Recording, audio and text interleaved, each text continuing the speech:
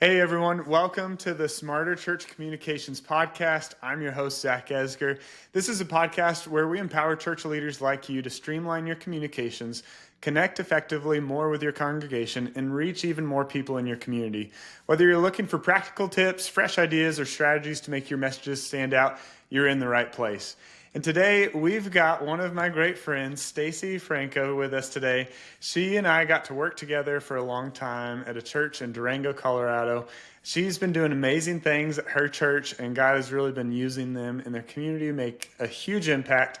So I want to introduce to you guys Stacey. Stacey, thank you so much for joining us on the podcast today. Of course, Zach. Thanks for having me. This is so exciting. Yeah, absolutely. Well, before we sort of dig into some of my questions, tell us a little bit about you. What's your role at the church? Tell us a little bit about the demographics of your church, how long you've been there, and we'll go from there. Sure. So I started in 2017, fresh out of college. Zach, you were working there at the time, and you had built the website for the church, and you basically took me on and said, this is called WordPress. We're going to learn how to log into the back and change the text. So I started really not knowing anything about web development or online I was hired as the communications coordinator. So I was sending out newsletters, I was making Facebook posts. That's really most of what I had to get done. I'm designing some graphics, making some videos, littler stuff. And then once you were gone, I took on learning more about the website. Things really started to change and get a lot more intense in about 2020. Not quite for the reason you think yet, but COVID is a huge part of it. So we decided to rebrand starting in the year 2020. We had to remake our logo. We had to come up with a new name. We had to decide what we wanted to actually change about the church, because we started as First United Methodist Church, which is a little bit of a mouthful. So here we go, end of 2019. We've got Christmas, we've got Advent. Things are really busy, and we're ready for January 1st to turn over, change into Summit Church. And so I've got everything I possibly could have ready to go, new logo ready to go, new branding kit ready to go, new everything possibly I could need to do ready to go. So I finally finished with Advent. I take a quick breath, jump right into rebranding. That keeps me pretty busy, well into February, and finally it's time to take a breath. But then COVID hits. And so now everything needs to be online. Everything needs to be live streamed. All of our meetings, our community needs to be present on the internet. And so that was kind of my big push, was make sure our church is still working, still standing, and people are still getting value out of us while we can't meet. And so that was absolutely a whirlwind. We changed 100 things in the span of 3 or 4 weeks. Our best practices, we were recording the sermon earlier in the week, editing it, putting it all together, and then live streaming it from my garage, connected, hooked up to my router in the middle of the week. It was quite a lot of work that we got done, but it helped us realize how important having everything online is, and how important that space is for new people who might even be thinking about visiting your church. What's funny is once COVID mandates dropped, we had almost a completely new congregation. And so our congregation, around COVID, we started around 200 people every week in weekly attendance, and now if I were to check my averages, we're somewhere in the upper 500s every week. And online viewers watching live and watching throughout the week after our sermons make up a little over a third of our community. Wow. Yeah, so those numbers are about 200 per week screens. We don't know how many actual people, Right. but 200 screens. So that's kind of shifted and twisted our view of what we want the church to be. Every new person who walks through our door says that they have watched us online and checked out our website and our social media to try to get kind of a hold on who we are, which again just pushes how important being online and communicating across multiple avenues and making sure our presence on the web is just as powerful as our presence in the room at our churches. Absolutely. That's huge. And I think what you said right there is just a testimony to sort of the day and age that we live in, that so many people are finding you online first, and that's like their first interaction with you. And I think what you said is huge, because if we don't like start off our interactions well with folks, why would they ever want to come to our church if we're not really Exactly. Yeah. presenting ourselves well online, whether that's through your sermons or your sermon archives or your website or your social media? Such a huge importance. So maybe talk a little bit more about that. Like, how have you seen as a church y'all have grown in your digital outreach or in your communications, or like what has been that process for you and the church as far as really making that a priority for you guys? Sure. So when I was first hired, I did have the kind of a bit of an understanding of like, oh, everything really does need to be online. We need to move online. I got live streaming set up, just like very basic, like webcam, YouTube stream, like to Facebook. Like that was one of the first things I had set up there. I really wanted to push like, hey, we need to attract these people online. We need to be a good representation of what we are, because people are starting to look there first before they're comfortable walking in the front doors. And it took a little bit of pushing, and it was somewhat hard to explain to our leadership teams and like directional teams, who are made up of usually older retired people who have the time to be on those leadership teams. A little bit difficult to explain to them why that was so important, because they just in their personal lives didn't see that same connection I saw. And so in 2020, towards the end of the year, we hired a consulting team called the Unstuck team, and having them come in and work with us and explain in much better terms than I could come up with to these teams why it was so important to have a target audience, why it was so important to push and change and try to move to the next thing and really keep up with what our community was looking for in the church. That gave me some confidence to really speak up, and it helped that they were saying the same things. My position became immediately much more important than it had been, and I had a lot more weight to bear on my shoulders because of it, but it absolutely was so helpful having an outside opinion say, oh no, this is actually really important. You guys are doing the right thing. And so that was, I think, the turning point for me. That's awesome. Now, it's crazy too to think about how much y'all have grown since COVID, you said. Like, and if you look back, like, what do you think has helped y'all as a church really partner with God and what He was doing already in your church? Like, what's been some of the catalyst things that you've seen in looking back, like that God's really led y'all to help y'all grow in this season? Back in 2019, when we knew we wanted to rebrand, we didn't just want to say like, oh, Summit Church, that's a catchy name. Oh, that's a cute logo. Like, oh, we're in a mountain town, So what we did is, throughout our leadership teams and based on suggestions and who we thought would be an appropriate representation, we had a whole team go off into like a retreat for the weekend, a quiet retreat, a lot of praying, a lot of meditating on what we thought God wanted from Summit Church, what we thought God wanted in Durango, Colorado, and what we could be and how we could get there. And so they came back with that retreat with the name Summit Durango. A lot of like mountaintop moment. I mean, we're in the mountains, so it does help, but have a whole vision, mission based off of that weekend that our team was away praying. They came back with our goals. They came back with where they wanted to be in 5 years, which we are just about at the cusp of, and we're hitting our goals. It feels really, really good just having God say, here's where you can go, and then here towards the end we're saying, oh my gosh, that looked impossible, and look where we are. Like, we can do it. That's really the best testimony out of this whole thing, is when we came up with those goals. Oh, we want to affect this many people. Oh, we really want to focus on newcomers. Oh, we really want to do this. I'll say even in that first meeting where they presented it, I said, I don't know that that's something that's really that realistic, but here we are. And so that has, I think, seeing where God wanted us to go and then actually being there now, it's like an absolutely beautiful thing. Yeah, no, that's awesome. Now, you talked a lot about like your online engagement. Like, I think a lot of churches would dream of having the kind of online community and engagement that you guys have created. Like, what would you say are some tips or some tricks or things that really helped y'all really engage better? Or was there anything that you were like, oh man, we saw a skyrocket whenever we did this or changed this? What's helped y'all engage people online?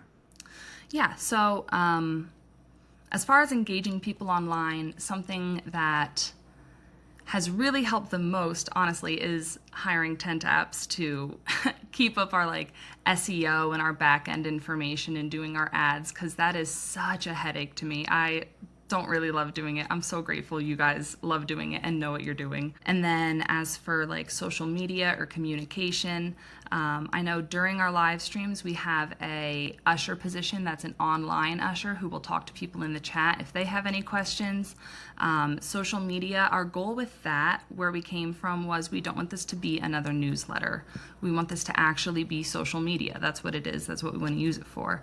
And so our social media director, she posts pretty much as if she's just herself, but like interacting with comments, like laughing at people's jokes that are on there, commenting on our congregation's post. Like one of my friends at the church just had a baby, and so like Summit Church Durango commented on her post and said like, oh, congratulations, we can't meet to meet him. More as if we were using it as ourselves, as if we were a person. It usually makes people feel much better about responding and getting involved, and people ask questions in comments, and like, boom, there we are 10 minutes later with an answer, if that. We've set up a lot of automations. That is really huge, setting up forms on our website that immediately go to the right person's email, that immediately send a notification to my phone if it's important, anything like that. We want to Our goal is making people realize that interacting with us online is still interacting with us, and that community does exist. And it's like a trustworthy place to interact with Summit Church. Mm-hmm. Yeah, absolutely. I think too, one of the things that you mentioned that we see on the ad side that's so cool that you're saying that as well is the more personal social media is, the more the more persons that are going to interact with it, you know? And so Oh, yeah. like the more we doctor it up or spend time like, ooh, let's add this cool animation or this cool background, it's like, just post a picture of what happened on Sunday and people will interact with it. So we see that on the ad side and the analytics. The more real an ad is, the more people that'll interact with it. So I think that's a huge learning point for all of us, that people just go to social media to be social and to interact with one another, not to Yeah. see all of your announcements and pretty flyers that you've created. So Absolutely. Well, think about how many times you're just scrolling on social media yourself and you see an ad and immediately your eyes glaze over. You don't yeah. care. I Yeah. actually don't want to read your ad. Of course I'm going to pass it. Oh, but look, if there's a family who I've seen before, who I know who lives in Durango, Colorado, and they're inviting me personally to Summit Church Durango for Easter or Christmas or our Fall Fest or whatever event we're having, like, yeah, you know what? Actually, I am going to be a little more inclined to pay attention to that. Absolutely. And I think in following y'all social media, I love too how y'all are bringing the sermon and like learning moments or like highlights into like the week. And I think that's huge. At our church, we talk a lot about like Sunday truths have to become like Monday morning realities. And like y'all are bringing about the discipleship piece too throughout the week in your social media. And do y'all have like certain schedules that you follow of like, hey, we're going to post like a video about the sermon or a text, or do y'all have any type of framework that helps you be consistent in that? Yes. And so on Monday, we always want to post a clip from the sermon that happened that weekend, because that is a way that we invite people, if they missed that weekend, let's say, scrolling on your phone Monday morning, oh, look, here is one of the key takeaways from the sermon that happened this weekend.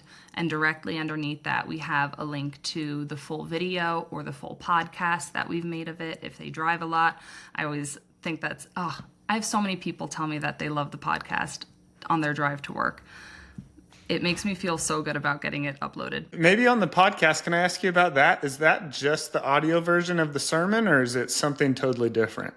Yes, so our podcast is just the audio version of our sermon, and it doesn't it doesn't have a ton of interaction. It doesn't have people asking questions or voting up or down the episodes, but we do have like 35 listens per week.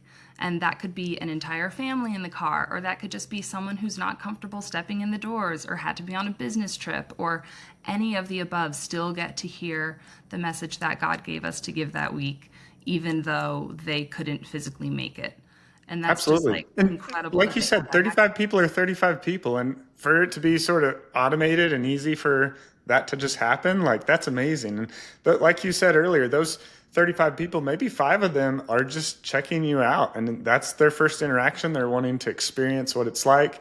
And so they're listening to a couple different churches as they're driving to work. And then you might see the fruit of that, of them actually really getting plugged in into your community in a different way, or in a few more months type of thing. So that's really cool that y'all have seen such huge return on that podcast. And is Oh, that pretty yeah. easy for you to do? Is that just sort of like you upload your audio and it's done type of thing? Yeah, absolutely. On Saturday night, because we have our Saturday night service. So on Saturday night, we'll upload our entire video, and then I'll just cut out that sermon audio and stick it on Spotify. And that uploads from Spotify onto all the other places that we have it, kind of in an automated way. We also have the Planning Center app that we use, and they're on there. We really try to make it as easy and as accessible for anyone to get to church who could not physically be at church. Absolutely. Yeah. Now, and even for Durango, that's unique because you have a lot of snowbirds, or for people not in the mountains, that's people who just come in the summertime and leave whenever it snows. Yep. So they want to stay connected. Maybe they're not there locally, but I also think too, like in living in the snow, there's plenty of weekends where it just snows too much, or you're out in the country and you can't get to church on a Sunday. So I think even more important for y'all to really have a great online presence as far as your sermons and your podcasts and video library. So I think that's just awesome to see how much that's grown since I was there 8 years ago or so. So Yep. that's awesome. Any other tips or tricks that you are thinking about or that are on your mind as you think about, man, this has really helped me or helped us in communicating better or connecting with our community or our church? I'll say people can sniff out authenticity easy. And so there was a hot second there where I was very gung-ho. We have to post this on this day specifically. We have to get this out there specifically. We have to make this ad look just like this. And things weren't successful. And it was making me so frustrated because I was trying so hard to make exactly what someone would want to see. And in the end, what I learned was I don't have to use my DSLR camera to film this in the perfect perspective and have the audio just exactly right. Someone would rather hear the pastor talking from his heart that I filmed with my iPhone in like bad lighting, but what he's saying is actually speaking to them, and he's ministering to these people through a post. I didn't write a script that I wanted him to invite them to something, and that authentic invite, that actual message that your pastor or ministry leader or whoever thinks that they should get out, hearing that actually from their heart instead of saying you have 30 seconds to say exactly this, that has been so much more effective than trying to post what we think we should. No, that's awesome. That's so good. And I think that goes across all platforms, whether we're writing blogs, whether we're writing content for our youth page, like don't just write what you're supposed to write, but write from the heart. Like, and I think about that. And as I think about how y'all went through a full rebrand, y'all went through some coaching, and I know there were some things that moved or changed throughout that coaching experience and still moving and changing. But I think in that, it's like being real, like on your youth page, on your website, like be as real as you can, like share what it's like to be in the youth group. And I think the more we can talk about what it's like, and I always talk about like your website, if you're not showing people what it's like inside the church, why would they ever want to come inside? Like for your youth page, you want to show them what is youth group really like. Show them pictures of the messiness, of the craziness, of the food. Like talk about all the items, show with visuals all the things.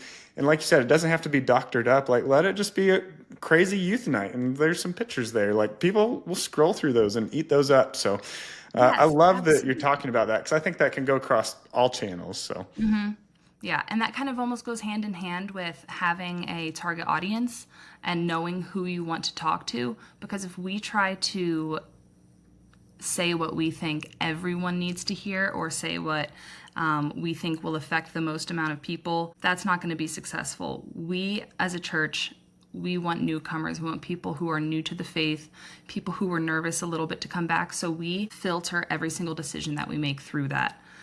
So just like that, like, oh, we want a new person to feel comfortable in our church. Well, on our homepage on our website, the background video is someone walking through our church. You can see what the rooms on the weekend look like in there. You could see what the sanctuary is like. You could see that we have our coffee shop and some food available. And look, it's packed. There's tons of families. We love families. We have something for your family here. That, I think, has a lot to do with it too. Not trying to cater to everyone, but cater to who God has placed on your heart as a church, as a calling.